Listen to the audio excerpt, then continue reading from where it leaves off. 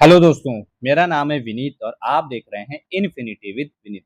दोस्तों, आज की इस वीडियो में हम लोग यूपी ट्रिपल एससी पीईटी 2026 का प्रैक्टिस सेट नंबर 1 करने वाले हैं। बता दें कि इस सेट में हम लोग history, constitution, science, current affair, Hindi, English, static GK, economics and geography topics को कवर करने वाले हैं और ये टोटल टॉपिक्स हमारे 70 मार्क्स से होने वाले हैं। बाकी के जो हमारे 2 टॉपिक्स रिमेनिंग में रह गए, जैसे हमारा रीजनिंग हो गया और मैथ्स हो गए, इन 2 टॉपिक्स को हम सेपरेट करते हैं क्योंकि इन टॉपिक्स की सेपरेट वीडियोस आएंगी, तो इनको अलग से देखिएगा। बाकी बचे हमारे 70 नंबर्स के, तो 70 नंबर को हम इस क्लास में देखेंगे। डेफिनेटली अगर आपने एक सेट यहाँ से लगा लिया तो आपके क्वेश्चन यहीं से फंसेंगे, तो 70 नंबर की तो चिंता छोड़ ही दो और यहीं से क्लासेस करो, डेली करो और चैनल को सब्सक्राइब करके रखो, वीडियो को लाइक करो और अपने दोस्तों को भी शेयर करो। चलते हैं क्वेश्चन नंबर 1 से।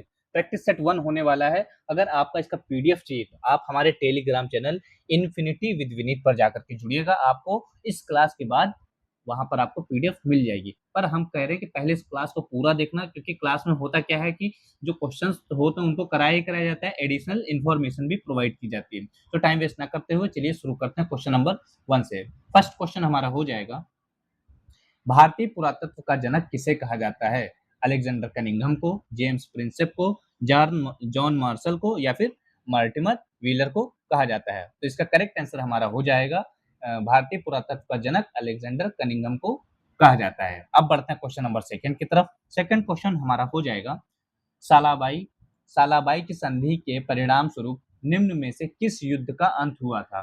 तो किस युद्ध का अंत हुआ था? पानीपत का अंत हुआ, पानीपत का तृतीय युद्ध हुआ, प्रथम आंग्ल मराठा युद्ध हुआ, तृतीय आंग्ल मराठा युद्ध हुआ या फिर बक्सर का युद्ध हुआ? तो बता दें कि प्रथम आंग्ल मराठा युद्ध का अंत हुआ था, यानी कि ऑप्शन नंबर बी हमारा करेक्ट हो जाएगा। जब हम बात करते हैं प्रथम आंग्ल मराठा युद्ध हुआ कब था, तो इसकी अवधि थी हमारी 1775 से लेकर के 1775 से लेकर के 1782 तक, ये इसका टाइम पीरियड रहा था, यानी कि टोटल 7 वर्षों तक यह युद्ध चला था। अब हम बढ़ते हैं अगले क्वेश्चन पर। थर्ड क्वेश्चन हमारा हो जाएगा, क्वेश्चन में कहीं मिस्टेक लग रही है, 1 मिनट चेक कर लेते हैं। थर्ड क्वेश्चन हमारा हो जाएगा, डैश है जो कनिष्क के दरबार में रहते थे ने बुद्ध की जीवनी, बुद्ध चरित्र की रचना की थी? तो वह कौन थे जो कनिष्क के दरबार में रहते थे और उन्होंने बुद्ध की जीवनी और बुद्ध चरित्र की रचना की थी? तो उनका नाम था अश्वघोष। अश्वघोष ही थे जो कनिष्क के दरबार में रहते थे, उन्होंने बुद्ध चरित्र की रचना की और बुद्ध की जीवनी लिखी थी। और अगर हम बात करें कि कनिष्क के दरबार में कौन कौन से विद्वान रहते थे, तो कनिष्क के दरबार में अश्वघोष तो रहते थे, नागार्जुन, यानी कि अश्वघोष थे, फिर हमारे हो जाएंगे नागार्जुन, हमारे नागार्जुन हो गए, फिर हमारे हो गए वसुमित्र, फिर हमारे हो गए चरक और फिर हमारे हो गए पार्श। यानी कि ये 5 विद्वान थे, यानी कि और विद्वान तो बहुत सारे थे, लेकिन जिनमें से जो बहुत ज्यादा फेमस हैं, जैसे अश्वघोष, नागार्जुन, वसुमित्र, चरक और पार्श, ये कनिष्क के दरबार में रहते थे।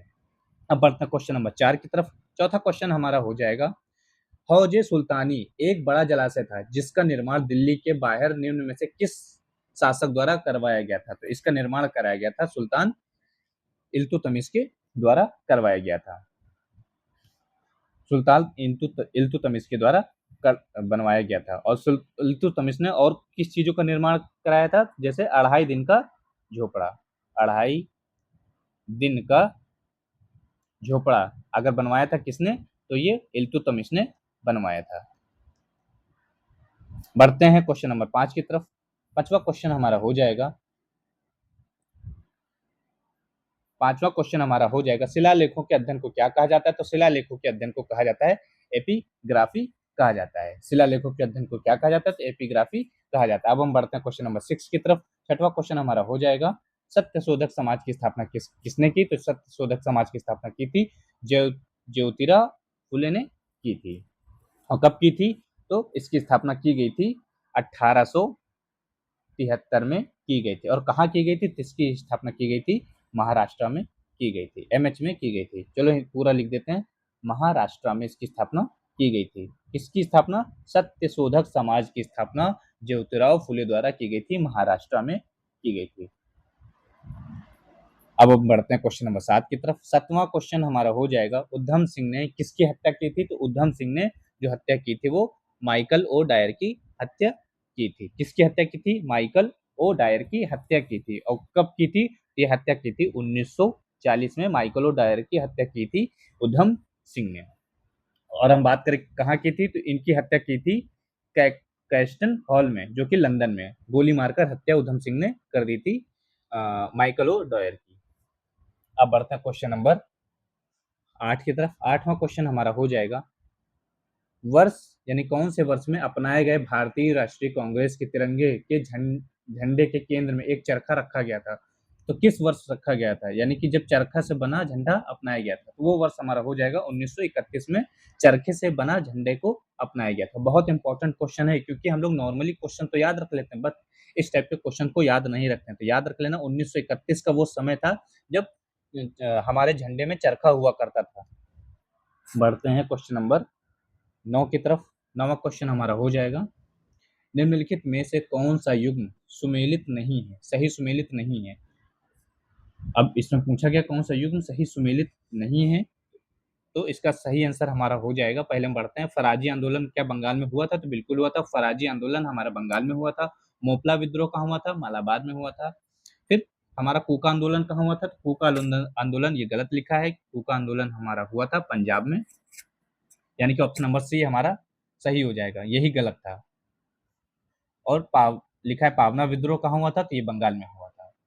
तो सारे के सारे ऑप्शन हमारे हो गए। एक बार इसको फिर से रिवाइज कर लो, फराजी आंदोलन हमारा बंगाल में हुआ था, मोपला विद्रोह मालाबार में, कूका आंदोलन पंजाब में, और पावना विद्रोह बंगाल में होता है। बढ़ते हैं क्वेश्चन नंबर नेक्स्ट की तरफ। और अगर कोई चीज ना समझ में आया करो तो उसको पहले स्क्रीनशॉट जरूर ले लिया करो, क्योंकि हम लिखते हैं उसके बाद वो मिट जाता है, तो स्क्रीनशॉट ले लिया करो। असहयोग आंदोलन कब शुरू किया गया था? तो असहयोग आंदोलन की शुरुआत हमारी हुई थी 1920 में। बढ़ते हैं नेक्स्ट की तरफ। नेक्स्ट हमारा हो जाएगा, पूर्व में भारत की सीमा किन देशों से लगती है? तो पूर्व में भारत की सीमा लगती है हमारी म्यांमार और बांग्लादेश से लगती है। अब हम बढ़ते हैं क्वेश्चन नंबर 12 की तरफ। 12वां क्वेश्चन हमारा हो जाएगा, एबनी, महोगनी, रोजवुड के पेड़ किस प्रकार के वनों का हिस्सा है? तो ये किस प्रकार के वनों का हिस्सा हो जाएंगे? तो ये उष्णकटिबंधीय सदाबहार वन, यानी कि ऑप्शन नंबर सी हमारा सही हो जाएगा। ये किस प्रकार के वन है? एबनी, महोगनी और रोजवुड, ये हमारे उष्णकटिबंधीय सदाबहार वन हो जाएंगे। अब हम बढ़ते हैं क्वेश्चन नंबर 13 की तरफ। 13वां क्वेश्चन हमारा हो जाएगा, वायुमंडल की कौन सी, एक मिनट, वायुमंडल की कौन सी परत मनुष्य के लिए उपयुक्त और सर्वाधिक महत्वपूर्ण है? तो जो हमारे लिए सबसे महत्वपूर्ण है वो हमारी क्षोभमंडल हो जाएगी, क्योंकि इसी में मौसमी संबंधी घटनाएं जो होती हैं वो इसी में होती हैं। अब हम बढ़ते हैं क्वेश्चन नंबर 14 की तरफ। क्वेश्चन नंबर 14 हमारा हो जाएगा, निम्नलिखित में से कौन सा उत्तरी अमेरिका में रेगिस्तान है? तो उत्तरी अमेरिका में कौन सा रेगिस्तान हमारा हो जाएगा? तो वो हो जाएगा मोजावे रेगिस्तान, हमारा उत्तरी अमेरिका में हो जाएगा। अब हम बढ़ते हैं क्वेश्चन नंबर 15 की तरफ। क्वेश्चन नंबर 15 हमारा हो जाएगा, यूरोप की सबसे लंबी नदी कौन सी हो जाएगी? तो यूरोप की सबसे लंबी नदी जो है वो हमारी वोल्गा नदी हो जाएगी। और इसकी लंबाई कितनी है? तो इसकी लंबाई की जब हम बात करते हैं तो इसकी लंबाई हो जाएगी 3531, यानी 3531 किलोमीटर लंबी हो जाएगी। तो यूरोप की सबसे लंबी नदी वोल्गा नदी है, इसकी लंबाई 3531 किलोमीटर है। अब हम बढ़ते हैं क्वेश्चन नंबर 16 की तरफ। 16वां क्वेश्चन हमारा हो जाएगा, भारतीय प्रेस अधिनियम जो सरकार को भारत में प्रेस को नियंत्रित करने के लिए व्यापक अधिकार प्रदान करता है, किस वर्ष पारित किया गया था? यानी भारतीय प्रेस अधिनियम किस वर्ष पारित किया गया था? यह पारित किया गया था 1910 में भारतीय प्रेस अधिनियम पारित किया गया था। बढ़ते हैं क्वेश्चन नंबर 17 की तरफ। 17वां क्वेश्चन हमारा हो जाएगा, किस अधिनियम के द्वारा सर्वप्रथम देश में द्विसदनीय व्यवस्था का प्रारंभ हुआ था? तो द्विसदनीय व्यवस्था का प्रारंभ हमारा हुआ था भारत सरकार अधिनियम 1919 के द्वारा। यही अधिनियम होता है जिसके द्वारा सर्वप्रथम देश में दो सदनीय व्यवस्था प्रारंभ हो जाती है। अब हम बढ़ते हैं क्वेश्चन नंबर, हो सकता है आपके माइंड में आ रहा हो कि 1935, बट 1935 गलत हो जाएगा, हमारा 1919 ही सही आंसर हो जाएगा। क्वेश्चन नंबर 18 हमारा है, भारतीय संविधान का निम्नलिखित में से कौन सा अनुच्छेद ग्राम पंचायतों के गठन से संबंधित है? तो ग्राम पंचायतों के गठन से अगर संबंधित है तो वो हमारा हो जाएगा आर्टिकल हमारा 40 आर्टिकल 40 हमारे ग्राम पंचायतों के गठन की बात करता है। अब हम बढ़ते हैं क्वेश्चन नंबर 19 की तरफ। 19 क्वेश्चन हमारा हो जाएगा, राज्यसभा में किस राज्य के सदस्यों की संख्या सबसे ज्यादा अधिक है? तो राज्यसभा में सदस्यों की संख्या अगर पूछी जाए तो उत्तर प्रदेश में सबसे ज्यादा है। और कितनी सीटें हैं राज्यसभा में? तो यूपी में 31 सीटें हैं राज्यसभा की। और अगर लोकसभा की पूछ ली जाए तो लोकसभा की अगर सीटें पूछी जाए तो लोकसभा की सीटें हमारी हो जाएंगी 80।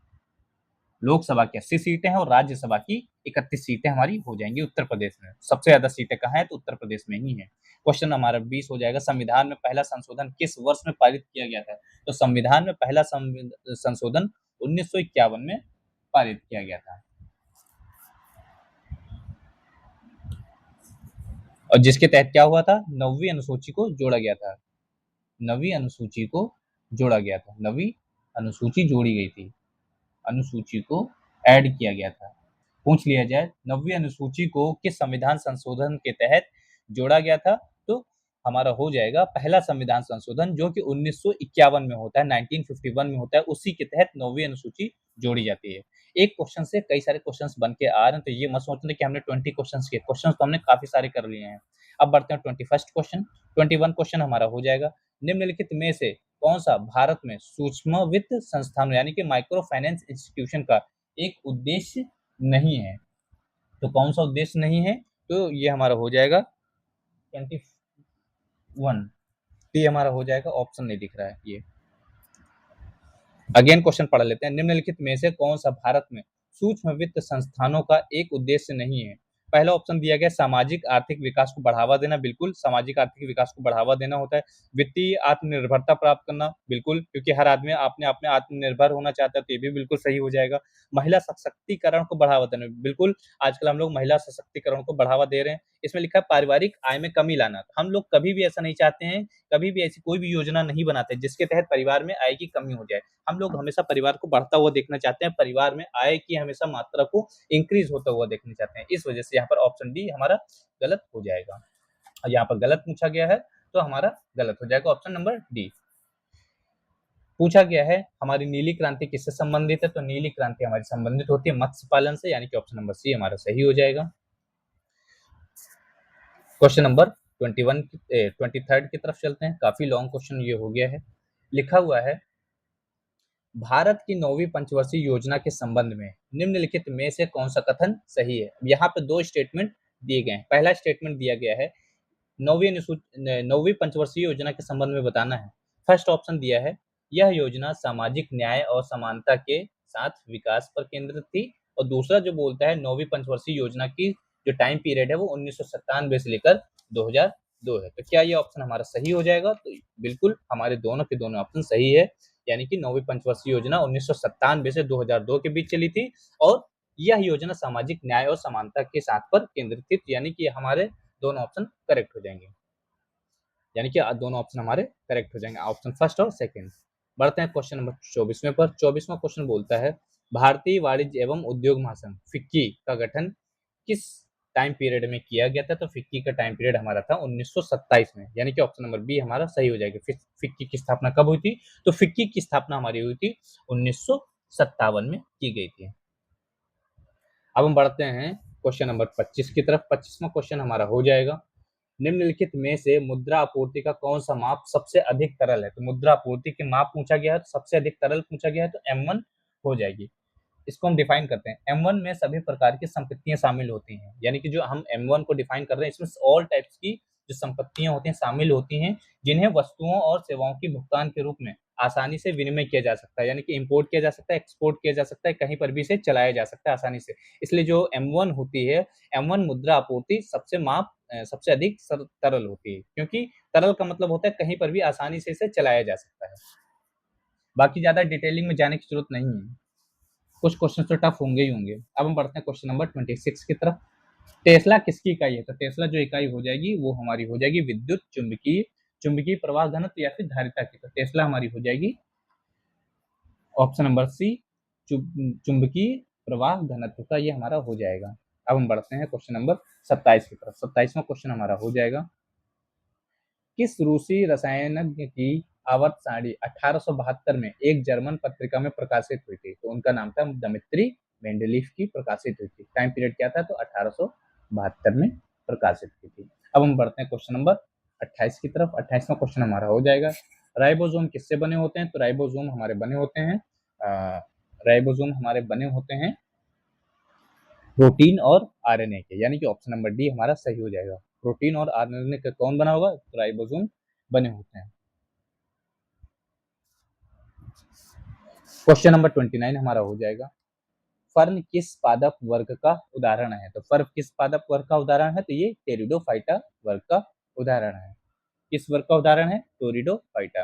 अब बता दें टेरिडोफाइटा होते क्या है, तो टेरिडोफाइटा पौधों का एक ऐसा समूह होता है, एक ऐसा ग्रुप होता है जिसमें बीज एवं पुष्प नहीं पाए जाते हैं। तो याद रख लेना, टेरिडोफाइटा में क्या नहीं पाया जाता है, ना तो बीज पाए जाएंगे, बीज नहीं पाए जाएंगे, ना ही पुष्प पाए जाते हैं। तो ये चीज याद रख लेना, ना तो बीज पाए जाएंगे, ना ही पुष्प पाए जाते हैं। इनके अंदर कौन कौन सी चीजें आती हैं, एग्जाम्पल के जैसे क्लब, फर्न और मार्सिलिया, ये सारे पौधे आते हैं। अब हम बढ़ते हैं क्वेश्चन नंबर 30 की तरफ। 30वां क्वेश्चन हमारा हो जाएगा, डैश को एक अपसारी दर्पण भी कहा जाता है, उत्तल दर्पण, अवतल दर्पण, समतल दर्पण या फिर समतल उत्तल दर्पण। तो इसका करेक्ट आंसर हो जाएगा, अपसारी दर्पण की बात हो रही, तो अपसारी दर्पण में हमारा उत्तल दर्पण हो जाएगा, यानी कि ऑप्शन नंबर ए हमारा करेक्ट हो जाएगा। अब हम बढ़ते हैं क्वेश्चन नंबर 31 की तरफ। 31वां क्वेश्चन हमारा हो जाएगा, शोभना नारायण निम्न में से किस नृत्य शैली से संबंधित हैं, तो शोभना नारायण हमारी किस नृत्य से संबंधित है, कथक नृत्य से संबंधित हो जाएंगी। और कथक कहाँ का है, तो कथक ये यूपी का है फेमस, यानी यूपी का लोक नृत्य कौन सा है, तो कथक हमारा हो जाएगा।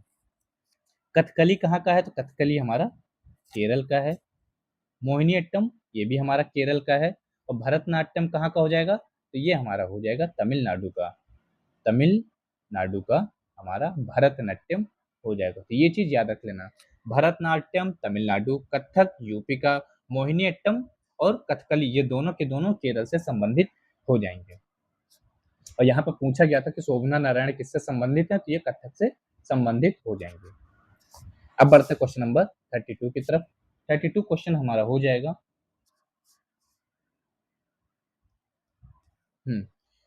पंडित हरिप्रसाद चौरसिया, पंडित हरिप्रसाद चौरसिया के विश्व प्रसिद्ध प्रतिपादक किसके विश्व प्रतिपादक हैं, तो ये बांसुरी के प्रतिपादक हो जाएंगे। इसको याद करने की सबसे बेहतरीन ट्रिक ये है कि इसमें जो हरि प्रसाद आ रहा है, हरि हरि मतलब कृष्ण जी, यानी कि विष्णु जी, तो विष्णु जी क्या बजाते थे, तो बांसुरी बजाते थे। तो हरि प्रसाद यानी कि विष्णु जी बांसुरी बजाते थे, तो बांसुरी से संबंधित हमारे हो जाएंगे। क्वेश्चन नंबर हमारा 33 हो जाएगा। क्वेश्चन नंबर हमारा 33 क्या हो जाएगा, सरहुल त्योहार कहाँ मनाया जाता है, तो सरहुल त्योहार हमारा झारखंड में मनाया जाता है। अब हम बढ़ते हैं नेक्स्ट की तरफ। नाटक मृच्छकटिकम की रचना किसने की थी, तो ये की थी हमारी शूद्रक की रचना है। शूद्रक ने क्या लिखा था, मृच्छकटिकम। हम बढ़ते हैं क्वेश्चन नंबर 35 की तरफ। 35वां क्वेश्चन हो जाएगा, भारतीय बास्केटबॉल महासंघ की स्थापना किस वर्ष हुई थी, तो इसकी स्थापना हुई थी 1950 में। अब हम बढ़ते हैं क्वेश्चन नंबर 36 की तरफ। और ये बता दें कि इसकी स्थापना तो 1950 में हुई थी, कहाँ गया पेन, 1950 में इसकी स्थापना हुई थी और कहाँ पर हुई थी, तो ये आपको होमवर्क में बताना है, ये आपके लिए HW है, 35वें का आपको बताना है। अब हम बढ़ते हैं क्वेश्चन नंबर 36 की तरफ। 36वां क्वेश्चन हमारा हो जाएगा, निम्नलिखित में से किसे गुरुदेव रविंद्रनाथ टैगोर ने क्वीन ऑफ कथक की उपाधि दी थी, तो क्वीन ऑफ कथक की उपाधि किसे दी गई थी, तो इसे उपाधि दी गई थी सितारा देवी को। किसे दी गई थी, सितारा देवी, यानी कि ऑप्शन नंबर डी हमारा करेक्ट हो जाएगा। किसे दी गई थी, तो ऊपर लिखे दे रहे हैं, सितारा देवी को यह उपाधि दी गई थी, सितारा देवी। क्वेश्चन बहुत इंपॉर्टेंट है, तो एक एक क्वेश्चन को पढ़ के जाना, रट लेना अच्छे से, क्योंकि कंपटीशन बहुत ही चरम सीमा पर है, पिछली बार का आपने देख लिया होगा। अब हम बढ़ते हैं क्वेश्चन नंबर 37 की तरफ।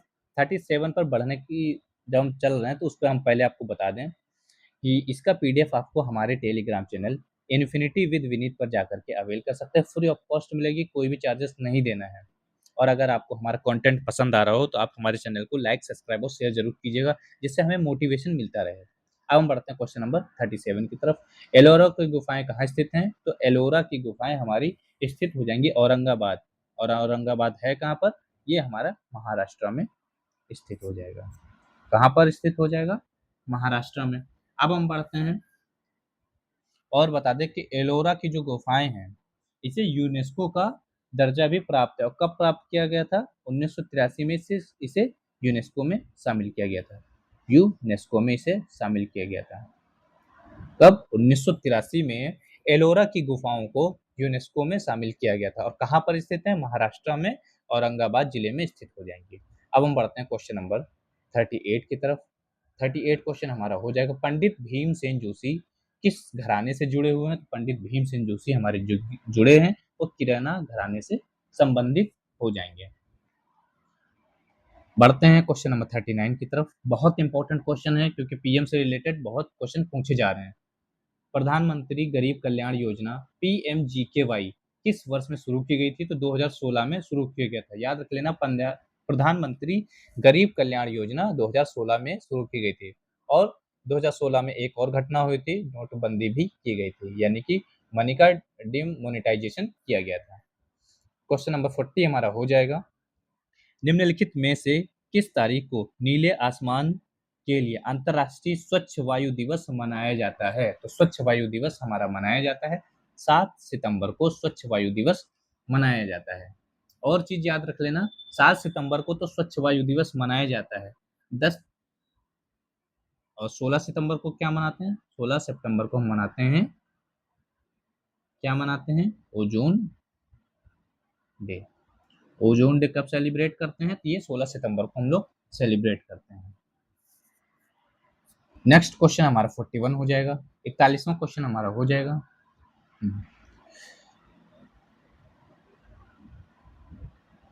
41वां क्वेश्चन हमारा हो जाएगा, किस मंत्रालय ने हाल ही में, यहाँ पर तो करंट अफेयर का आई थिंक क्वेश्चन है, ये चलो इसको छोड़ देते हैं। 41वां क्वेश्चन जो हमारा है वो करंट अफेयर से रिलेटेड है। ये भी 42वां भी करंट अफेयर से ही रिलेटेड है। तो 42, 43, ये सारी की सारी करंट अफेयर है, तो हम इन क्वेश्चंस को छोड़ दें क्योंकि करंट अफेयर काफी ओल्ड है, तो ये एग्जाम में नहीं आने वाली है।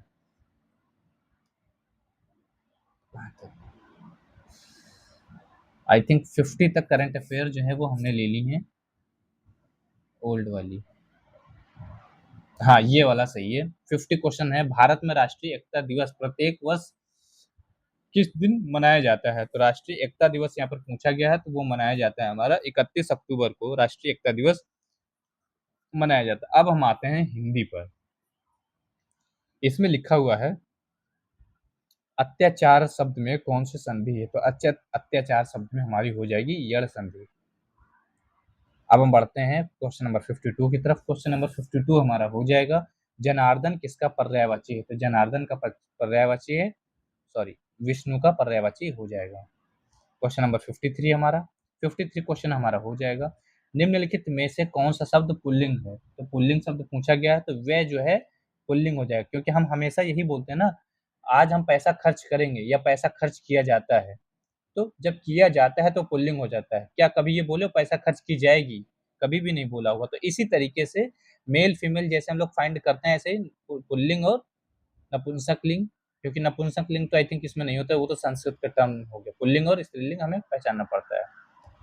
क्वेश्चन नंबर 54 की तरफ बढ़ते हैं। 54 क्वेश्चन हमारा हो जाएगा, कपटी मित्र किस मुहावरे का सही अर्थ है? कपटी मित्र मित्र का क्या अर्थ हो जाएगा?